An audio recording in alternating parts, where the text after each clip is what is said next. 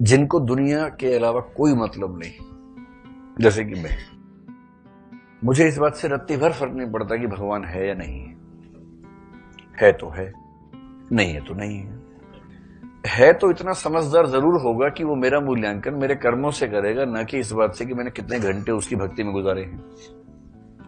तो मैं क्यों भक्ति करूं? मेरा विश्वास है कि अगर ईश्वर है तो तार्किक होगा ही होगा, वैचारिक होगा, समझदार होगा, मूढ़ नहीं होगा। ठीक है, और नहीं है तो फिर मैं वैसे टाइम को खराब करूं अपना। और है तो समझदार होना चाहिए, और अगर है और समझदार नहीं है तब तो मैं और पूजा क्यों करूं? उससे बड़े कि समझदार व्यक्ति से समय गुजारूं मैं।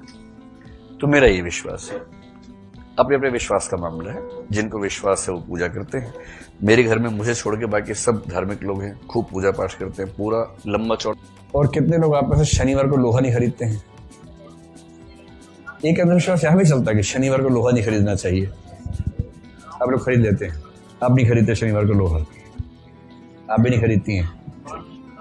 हाँ, मंगलवार और बृहस्पतिवार को बाल नहीं कटवाते, ऐसे कितने लोग हैं?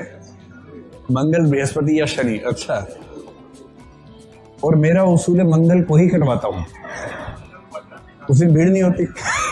मेरा तो उसूल ये है कि बड़ी सुविधा रहती है उस दिन। गुड है। तो दिल्ली में ये कि खोलते हैं, जैसे 5 लोग वहां काम करते हैं, उस दिन एक आध आदमी होता है। भारत में सबसे बड़ा हुआ है कि अंग्रेजी कैसे सीखें। बहुत सारे लोग रैपिडेक्स इंग्लिश स्पीकिंग कोर्स वाली किताब पढ़ के अंग्रेजी सीखना चाह रहे हैं। नामुमकिन है उससे सीखना, नामुमकिन एकदम। क्योंकि भाषा सीखने का अकेला तरीका है वातावरण, दूसरा कोई तरीका नहीं। आपके आसपास लोग उस भाषा में बोलते हो, बातचीत करते हो, आप सुनते हो, आप भी बोलने का प्रयास करें। कोई आप पे हंसे नहीं, जब आप गलती करें आपको समझा दें। किसी मतलब अध्यापक की जरूरत भाषा के लिए नहीं होती है। इस चीज को अभी से काम करना वो ये है कि लिखने का अभ्यास कीजिए, और जिस दिन 7.5 मिनट में 250 शब्द आप लिख पा रहे हैं और बाकी लोग पढ़ पा रहे हैं, अपना लिखा तो पढ़ ही लेता है आदमी। अगर आप 7.5 मिनट में 250 शब्द लिख लेते हैं और बाकी लोग पढ़ भी लेते हैं उसको, और आप करीने से भी लिख पा रहे हैं, पॉइंट्स ठीक से डेवलप कर पा रहे हैं उसमें, तो आप मान लीजिए कि आपको सफल होने से शायद कोई रोक नहीं पाएगा। इस परीक्षा का मर्म इतना ही है, पढ़िए, समझिए और बहुत तेज गति से, बहुत सटीक तरीके से लिखने का अभ्यास कीजिए, जो इन्होंने किया। अभी आपसे बात करेंगे ही। आईएएस बनना बहुत आसान काम है, मैं आपको बता रहा हूं, मुश्किल नहीं है एकदम। मुश्किल केवल इसलिए कि बहुत लोग बनना चाह रहे हैं, इसलिए मुश्किल है। अगर कोई ये कहे कि आईएएस बनना अपने आप में बहुत मुश्किल काम है, जैसे माउंट एवरेस्ट चढ़ना, ऐसा कुछ नहीं है, आसान काम है। अगर स्ट्रेटेजी ठीक हो, मेहनत आपको ठीक से करनी आती हो, तो आसान काम है, मुश्किल काम नहीं। जो व्यक्ति मेंस के, जीएस के चारों पेपर में सारे के सारे क्वेश्चंस का आंसर लिख के आ जाता है, छोड़ता नहीं है, ये अपने आप में लगभग पर्याप्त है कि वो कम से कम टॉप के कुछ लोगों में शामिल हो जाएगा, बशर्ते उसका वैकल्पिक विषय और निबंध अच्छा हो। कितनी सिंपल चुनौती है। आपको हर पेपर में सारे प्रश्नों का उत्तर पूरा कर देना है। एक मेंबर ने एक लड़की से कहा, इंटरव्यू लिया, पूरा इंटरव्यू हो गया, वो उठी, thank you sir, thank you sir, thank you madam करके बाहर जाने लगी। तो चेयरपर्सन थोड़े मजाकिया किस्म के आदमी थे, उनको लगा जरा मजे लेके देखते इस बच्ची के। जब वो गेट के पास पहुंची, बोले, वैसे एक बात कहना चाहता हूँ, आपका चेहरा देख के लगता नहीं कि आपको आईएएस बनाना चाहिए, आपका चेहरा ऐसा है नहीं आईएएस टाइप का।